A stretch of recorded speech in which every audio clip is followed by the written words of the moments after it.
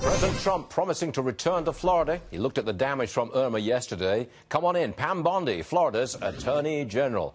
Ma'am, I was looking all across the media. I was looking for him to pick at President Trump's visit, find some fault with it, find some negative. And you know what? I didn't find anything. That's pretty good. Stuart, of course. You're not going to find any negative. He and Melania came, and Vice President Pence, I was on the Vice President's plane with him for a while talking about it before the President arrived. And of course, Governor Scott was there, Senator Rubio, and President cares. I mean, Melania cares. The Vice President, they deeply care about our state and about our country. And, you know, when you're around him, the remarkable thing about President Trump is he will veer off on his own to go over and talk to first responders, to talk to our Coast Guard, to talk to our National Guard, to talk to our police officers, our deputies. He'll just walk off and just start talking to first responders. And that's what makes him really special. Nothing about him is staged.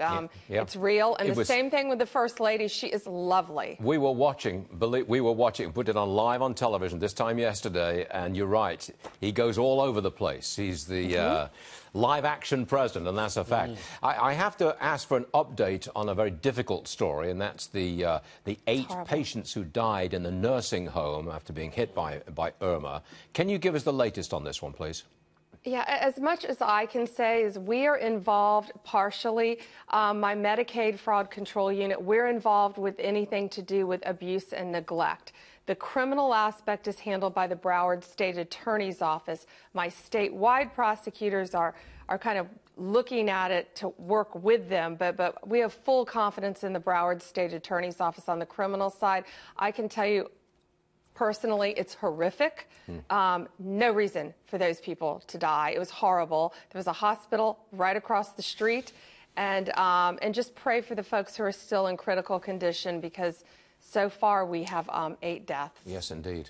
Now, you promised a crackdown on price gouging.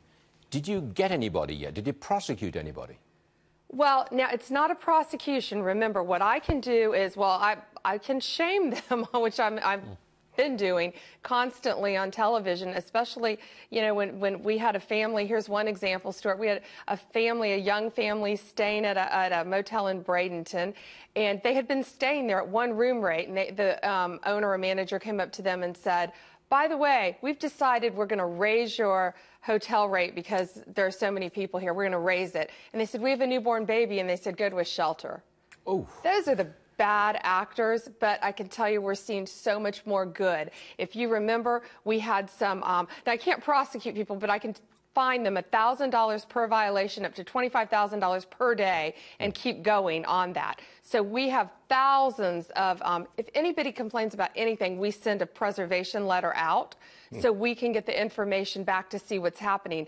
What I can tell you, though, about some good, if I could, you know, we had some complaints about a bad actor in South Florida with Chevron who was gouging. Chevron Corporate gave $1 million. 7-Eleven stores, there were a few, you know, because they're all franchised out. 7-Eleven Corporate came in and gave 100,000 bottles of water, $150,000 to the Red Cross. Ashley Furniture, $1 million. And I just heard from Mickey Arison's folks at Carnival, and they have pledged, get ready for this, Stuart, up to $10 million that they want to go directly to hurricane relief in Florida and the Caribbean. Good stuff. Pam Bondi, the Attorney General of the state of... Yes, great stuff. Thank you very much.